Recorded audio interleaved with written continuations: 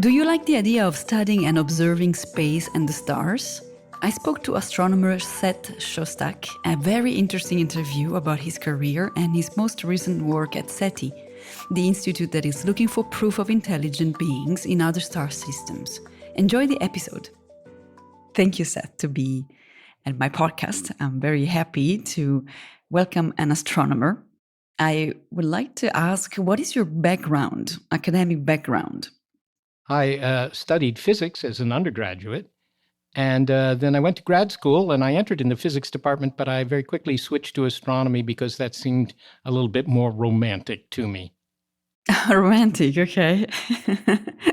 What did you want to do that was more romantic than other sciences?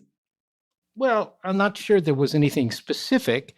I don't know. It just seemed to me that using big telescopes and like that, it was just more appealing than joining a group of 100 other physicists and doing some experiment on a big machine that you couldn't actually get to yourself. In astronomy, certainly at that time, as a lone person working on a project, you could actually do something useful. Physics hasn't been like that for a while. Physics is done now by teams of physicists.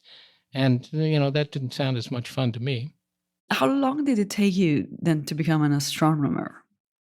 Well, I went through about 5 or 6 years of grad school, and I didn't really want to leave grad school because it was a lot of fun in the end. But after that, I took a postdoc position at a radio observatory, so I was doing astronomy there, and eventually worked in Europe at at a university in the astronomy department there, and then came to California, not to do astronomy actually, but when I got here, the SETI Institute, which happens to be in the city in which I live, Mountain View, called me up and they said, "You want a job here?" So I took it. Okay, and what did you do? What was your job there at SETI Institute? Well, my job at the SETI Institute, my title is senior astronomer, but that may just be a reflection of my age more than anything else. But what we were doing and are doing is trying to find life in space. And SETI is, just an acronym for the Search for Extraterrestrial Intelligence. And so that's the project in which I've been involved. I do a lot of other things at the SETI Institute, do a lot of writing and stuff like that. But, the science is trying to find ET. Going back to your studies, can you tell me names a few subjects that you have studied during your astronomy studies? Well, as I say, as an undergraduate, I was studying physics, which is always good because astronomy is, these days, largely physics. Mm. So you need a background in physics in order to become an astronomer, really. You should have that. But, there was the usual curriculum for a physics major, which meant that you take, freshman physics, which was mechanics and electricity and magnetism. Then you take more specialized courses in those subjects. And eventually you take quantum mechanics and modern physics. So, it was the sort of the basis of a physics education. When I was in grad school, taking courses also in astronomy, then they would be sort of the basis courses in astronomy, radiative transfer or the dynamics of star systems, stuff like that. So, all you have to do is look at the curriculum at any school that has programs in either astronomy or physics or both, and you can see what the courses are. There isn't a whole lot of choice in these. I mean, there isn't that you're going to have a whole bunch of electives because the school can't offer so many astronomy courses that you can just take, I'll just take these 3 out of the total of 30 that are being offered. There might be 5 being offered and you take them all. Okay. Do you find that young people today would be interested in studying astronomy and becoming astronomers today?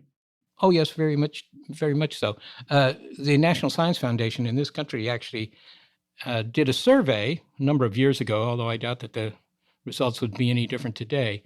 And they found that the 2 most popular science courses for students, at least in the United States, were biology and astronomy. Astronomy, it isn't terribly useful, at least not directly, but it has a certain appeal. I mean, anybody who has looked at the night sky, and kind of wondered, well, what is all that stuff, and where'd it come from, and where's it going? And astronomy addresses those questions. It addresses where, why there's something out there and how did it produce us? These sorts of questions, they're very fundamental questions. They won't help you necessarily, get along with your relatives, but it is good in the sense of giving you sort of a philosophical basis, actually, for why we're here. I have interviewed in the past an astronaut. What is the difference between an astronaut and an astronomer? Well, an astronaut is somebody who goes into space, after all, but they don't necessarily have any knowledge of astronomy. I mean, all the American astronauts up through the Apollo program, which is to say up through the landings on the moon and so forth, these were basically military pilots. They were pilots. They could fly, jet aircraft and so forth.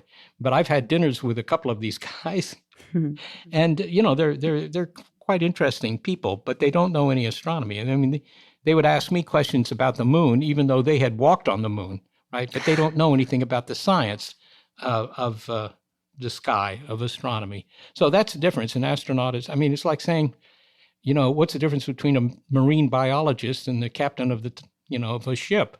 So there are like no common subjects that you guys study in terms of astronomy. I'm not sure I would say no, but in general, no. In general, okay. No, I was thinking, because I imagine that one is, of course, more hands-on, let's say, having the experience of actually going to space, and then the other one stays theoretical. Does astronomy really stays theoretical? No. Most astronomers are observational. In fact, astronomy is, strictly speaking, an observational subject. There are theoreticians, it's true, but they're basically physicists. But astronomy, because of its history, has always been an observational science. What's interesting is what you can see through a telescope, right? And if you can't see it through a telescope, if you just had this idea and you write it down on paper, that isn't going to get too many people's attention unless you can find it in the sky too. So just having an idea, it's not quite like physics where you can make theoretical predictions. With astronomy, almost all discoveries, not all, but almost all discoveries come from observations. People point a telescope at the sky and they suddenly see something they hadn't seen before that they don't understand. And then the theoreticians can get busy trying to figure out what it might be. Mm-hmm. But it is an observational science. And that's one of the appeals of astronomy, right? The telescope rules. That's true. Before the SETI Institute, what was your career into astronomy? Was it the first job that you did or not? No, I've had lots and lots of jobs. I mean, I've worked for all sorts of in all sorts of endeavors, not just astronomy. I founded a computer animation company in Europe, and we made leaders and logos for spinning logos for television. I worked for the railroads here in the United States. I worked for a software startup company. So I've had lots of jobs. But astronomy is what I was schooled in, at least in grad school. So I've really always come back to that. I'm not sure why sometimes, but that it has an endless appeal because astronomy is always changing. It's always different. There's always something new. Every week there's something new. Yeah, absolutely. I mean, it must be amazing. So yeah, it's interesting that you have had many different jobs, because in my head, of course, not knowing anything about astronomy or the career of an astronomer, I would imagine that you get out of school, university, you graduate, and then you get into that line of work immediately, and you gain experience and you become an expert and senior astronomer. But it's really interesting to see that the path can be actually quite different, and you still get to be an astronomer at the SETI Institute, for instance, or any other for that matter. It's true, but the number of jobs in astronomy as a discipline are relatively few. Right? It isn't. There are many more jobs, for example, in physics, or if you study information technology, right? IT.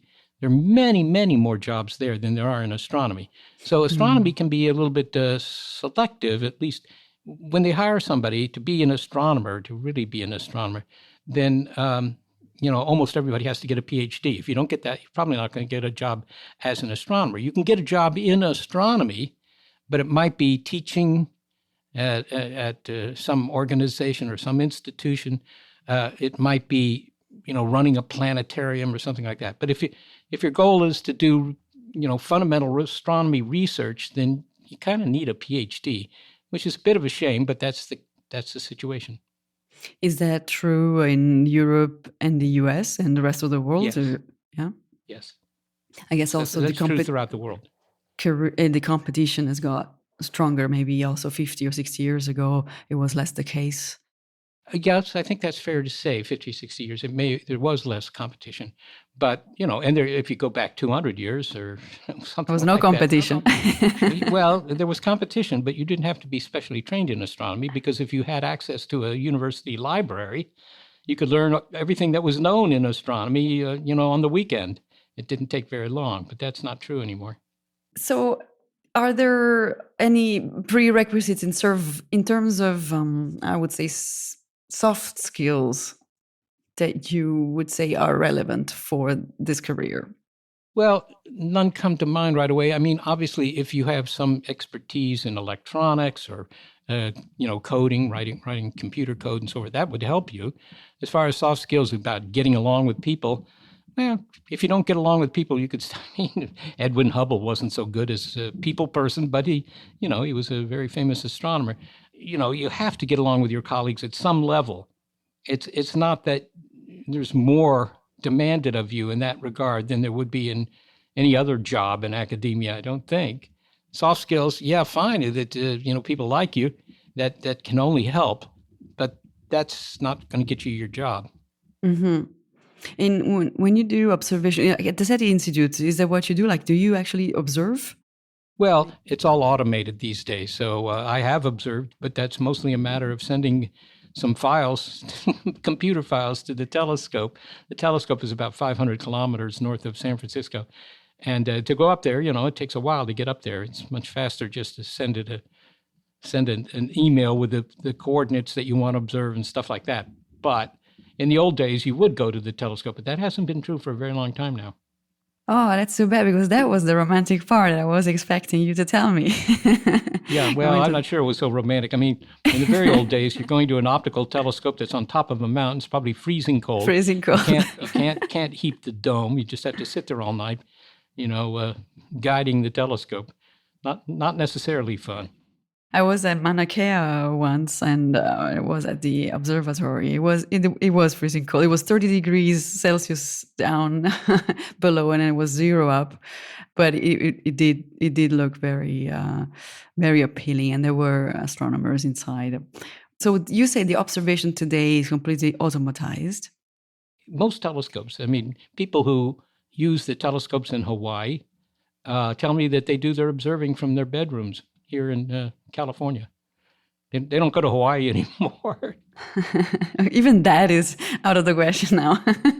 Well, I mean, it's not necessary, and it doesn't necessarily help to go there. Yeah. I mean, it sounds like it's more fun, and it might be, but you don't always do it because you're interested in the data. Yeah. Okay. So it doesn't really make any difference anymore to be close, physically close. Not. No. Okay. Not even like to exchange with colleagues, or everything is done. No, they're not going to the telescope either. Yeah. So what does an observation consist of? Well, an observation means you're pointing the telescope. I mean, it depends on what kind of telescope you're talking about. There are all kinds. There are traditional optical telescopes with mirrors and so forth, like the ones you find on Mauna Kea or whatever in Hawaii. Yeah. There are radio telescopes. Those are the kinds that I've used most of my life, that are just look like giant antennas or farms of antennas, lots of them scattered around. There are space telescopes like the James Webb Space Telescope that's just now producing some interesting pictures, or the Hubble Space Telescope. So, there are various kinds of telescopes, but all of them basically you would use the same way. In other words, you would send it a list of the objects you want to observe, and information about the equipment that you want on the telescope and how long they look at each object and that sort of thing. You send essentially a file to the telescope, and the locals there deal with it by doing the observing for you, or in many cases it's almost completely automated. So that's the way it's done. And as I say, it's not necessarily romantic per se, but on the other hand, the interest is in what you learn. And So sitting on top of the mountain all night is maybe or maybe not so interesting. So when I am a young person wanting to become an astronomer, what are my options career-wise? What can I do? Well, there are various kinds of careers you could have. Obviously, you could, if you want to do research, for example, you could try and get a job at a university, right, a tenure track position or something. And maybe if you get tenure, then, of course, you have to keep teaching. But on the other hand, you get to do your own research in many universities, most universities. So that's kind of the standard career path. But if you don't want to do that, you could teach at astronomy actually at community colleges. You could work at a planetarium and present shows to the public. You could write books about astronomy or magazine articles. You could work for Astronomy Magazine. There's some people who actually make a living by giving talks. I give a lot of talks, actually, but I don't make a living out of doing that. I don't earn that much. But, there are people who do that or just write books about it. Is there any link to other industries, commercially speaking? When I spoke to a mathematician, and he opened my mind to all the kind of possibilities that a mathematician has in terms of implementation in other industries and fields of work. Is there something that can be applied also in astronomy? The astronomy per se is probably not applicable to too many industries, but the skills that you learn doing astronomy research, which include programming computers and stuff like that's obviously applicable in lots of different fields, and just perhaps the mental discipline that you have to be logical, you have to consider what the data are saying, not what you want the data to say, and that sort of thing. Those are skills that are useful in a wide variety of contexts. The other thing is having to write up your results in a coherent way. I tell students frequently that the most important skill they learn in school is how to write, because that's useful for almost any job you take. Any job, yeah, you're completely right. That's true. Is there something you particularly enjoy about your profession? I enjoy my job because it's highly varied. I'm not doing the same thing every day. Every day is completely different, right? Except for the fact that I have to answer email. But I mean, it really is always changing, and there's always something new. And in the field of SETI, where I'm working now, there's actually something new, even though we haven't found ET despite having looked for a long time. But there's always something new in terms of the astronomy. We learned that, this star over here has some planets that look intriguing in terms of their possible sites as places where there's life, that kind of thing. But there's also the fact that you can build better equipment all the time because computers keep getting faster. There's always something new. That, to me, is a good thing. I mean, I think that I would go stir crazy if my job were the same from day to day. I hear you. And is there something particularly difficult you find in your job, in your line of work? It's highly specialized, obviously. I mean, as I say, I work in SETI, Search for Extraterrestrial Intelligence, and I think the public believes that there are many, many people working in this field because, it's covered a lot in TV shows, occasionally movies. But in fact, the total number of people in the world that are doing this is maybe 30, maybe 20, somewhere around there. It's a very, very specialized sort of thing. I thought it would be more investment into that, but maybe there's more into other explorations like going to Mars. Well, I think the problem with SETI is that you cannot guarantee a success. You cannot go to the government or to just to a rich guy and say, "Hey, look, Bob, give me this amount of money and we'll find ET." Right? Yeah. I mean, he can give you that amount of money, but you might or might not find ET. So it's a bit of a gamble. It's like what the Europeans did. They spent $5,000 million building the Large Hadron Collider on the border of France and Switzerland. And, they thought they could find the Higgs boson. And as it turns out, they did find the Higgs boson, this elusive particle. Was it worth $5 billion? Probably in the end, it is worth that. But in any case, they felt pretty certain that they would learn something about the Higgs boson. They could promise that. It's $5 billion, but this is what you're going to get out of it, minimum. But in the case of my area of astronomy, you can't make that claim. You can't say $5 billion will find ET for you. Yeah, that's interesting. So we're not close to finding. Well, I don't know what close means. It's kind of a one-bit experiment. Either you found them or you haven't. So how can you be close, right? It's sort of like pregnancy, right? I mean, either you are or you're not. How can you be close? I don't know. Do you have a fun anecdote about your years in your astronomy career as an astronomer? I think that for the anecdotes to really come out, it had to be having a coffee somewhere and we're talking about something else. And that will remind me of something, bizarre that has happened to me. But many bizarre things have happened. So I'm sure, I'm sure the conversation would take an anecdotal turn. Is there any lesson you've learned in the past that others can benefit from, or things that you would also do otherwise now that you have several years behind you? I have to say, when I was young and, these old guys would come in and give you advice and, listen, son, this is what I'm trying to tell you here. You pay attention because I've been around a long time and I think you ought to listen. I never listened to those guys. I never listened to them. So it's sort of like the famous scene in the movie The Graduate, where a guy tells Dustin Hoffman, plastics, right? It's a magic word, plastics. Okay, well, I don't have anything like that. I do, however, occasionally volunteer to young people that they should do something that they really like, that they get excited about, that they wake up in the morning and they want to, do something in that area.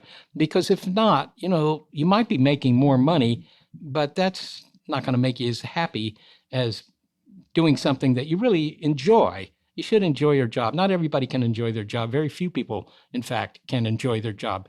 But if you're going to go into something that's of academic bent, then I would say make sure it's something you really like and you're not doing it just because your mom said you should. That's a good advice. Of course, there's always the balance between learning something that can lead you to a job and then learning something that might not lead to a job. And then we all need to earn money, earn a living in life. This is always the struggle, right? It's like when you say, I want to be an actor or I want to be an astronaut. Not many can become astronauts. That's true. But I have to say that in that area, in this realm, Europe and the United States actually differ because Europe would ask people to be more practical. But America, it has its own mythology. And if you want to be an astronaut, okay, fine. You might or might not actually become an astronaut, but they wouldn't discourage you from trying simply because there aren't many jobs in that field.